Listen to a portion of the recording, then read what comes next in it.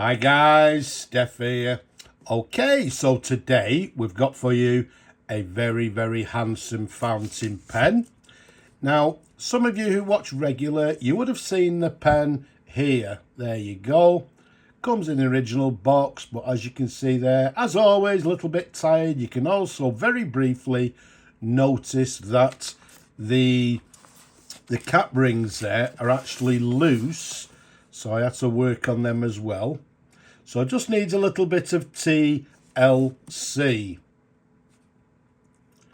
And after the TLC, here's the pen in question. You can see the box is a little bit on the tatty side, as you'd expect for a vintage pen. And again, instructions inside, again, a little bit tatty, but that's how it came to me. So that's how it'll go to the new owner. And there's the pen in question. Look at that lovely, handsome pen.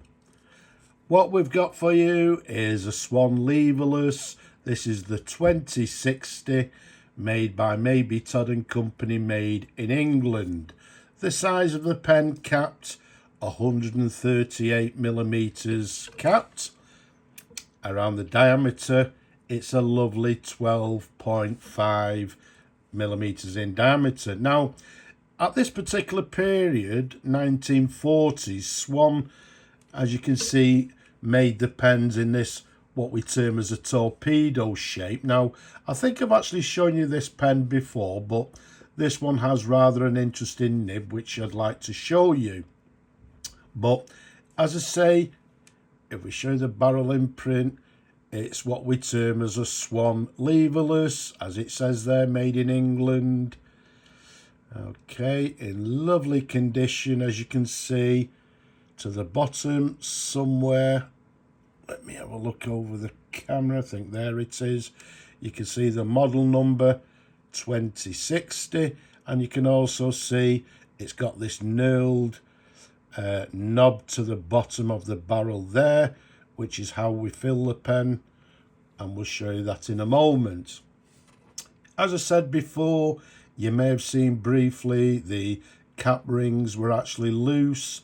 So what I've actually done is worked on the cap rings. We've tightened them up there, as you can see, and they're now as they should be. So we've got 3 cap rings there, nice and tight, not loose anymore. If we go up to the cap, you can see the very recognizable Swan ball clip with the logo to the very top there. Okay, as I said, in lovely condition. Now, let's unscrew the cap for you. Let's show you the pen in numerous different angles. The nice thing about these pens, or this particular model, it's a lovely large sized fountain pen. And even with my large hands, it's a lovely comfortable pen to hold and to write with. So they are one of the more substantial pens of that particular period. If we go up to the section there, okay, you can see the section, slight ridge towards the nib. And then if we show you the nib, the thing that's unusual about this particular pen, you can see it has a Phillips nib. Okay, now what we'll do, let me just show you a little bit of a close-up. So here's the nib, a little bit closer so you can see it. As we've already said, it's got a Phillips 14 carat Oxford made in England nib. And also, as we've just mentioned, it's what we term as this architect nib. And if we show you the tip there you go, you can see it's sort of quite broad there, and then if we turn it round, you can see it's very narrow that way. So there you have it, an architect nib, also known as a Hebrew italic nib. And as I've just mentioned, you can see it says Phillips to the imprint there.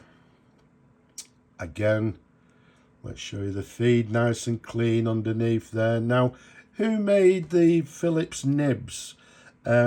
Basically, it was a company called, I think, RC Phillips, who, of the period, they were stationers based in Oxford, and as I believe, they were the official repair agents for Swan pens as well as Delarue pens. And as far as I'm aware, the Phillips nibs, I believe again, were made by Swan themselves for Phillips.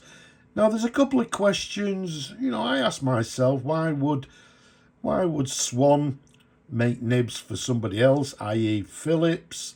And secondly, why would Phillips be an agent for Swan Mabie Todd when I'm sure they could have done their own servicing? But hey ho, maybe somebody knows the question. But as I say, Phillips were a stationers. They were the official repair agents for Swan pens at the time. So in that particular period, maybe somebody wanted a architect nib, so they replaced it with this Phillips architect nib. Originally, this nib or this pen would have had a lovely number 6 size nib. Now, this nib that's fitted here is appropriate to this pen and to the size.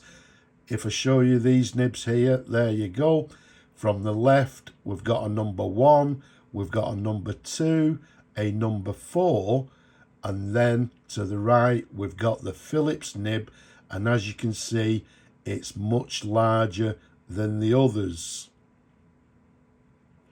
Okay, so that's the nib that we have in this particular pen here. So it's a lovely large nib. A lovely large, I would say, number 6 nib. How do we fill the pen? What we do, quite simply, we dip the nib and a little bit of the section in the ink. We turn this little knob like so. That in turn turns a bar inside which grips this sack, sort of crushes it if you like, and then once you screw it back, the bar goes into the original position, the sack itself goes into the original position, and that in turn fills the pen with ink. Now, as I said, this one was reserved, and well, the new owner actually said he didn't mind if I actually filled the pen. So let's do that. So let's dip it into the ink.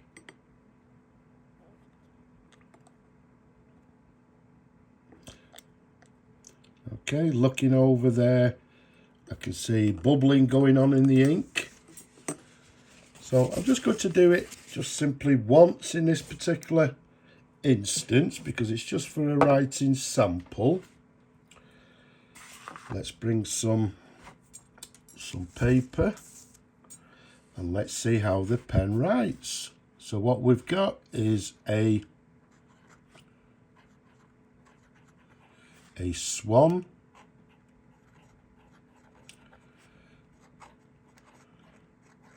Leverless that blobs.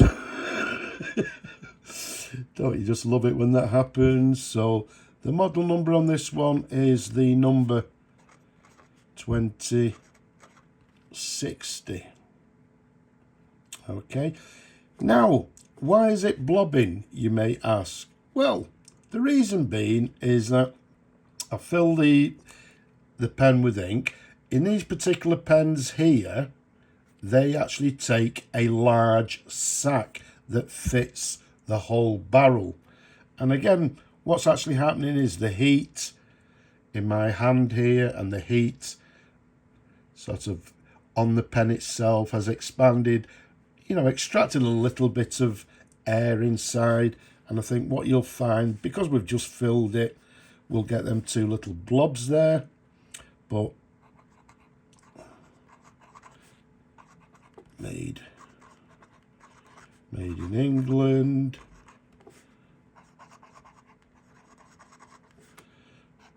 So there we go on the downstroke.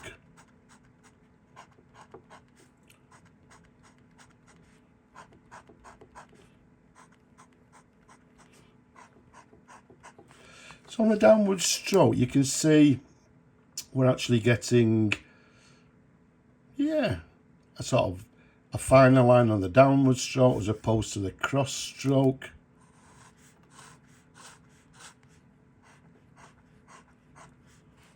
Does it make it?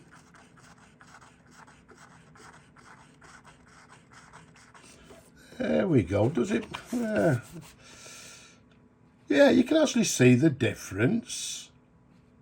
Okay, but I would say it's maybe a fine, maybe medium architect nib.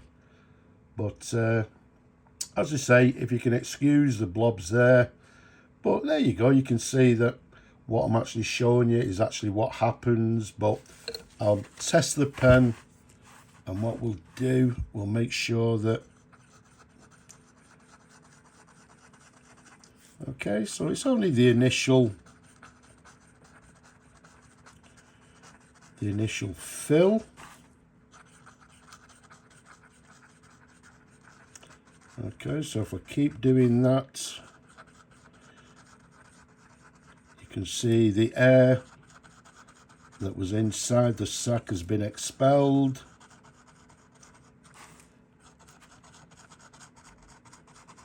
And there we go, everything is fine now and right, you know, it should be.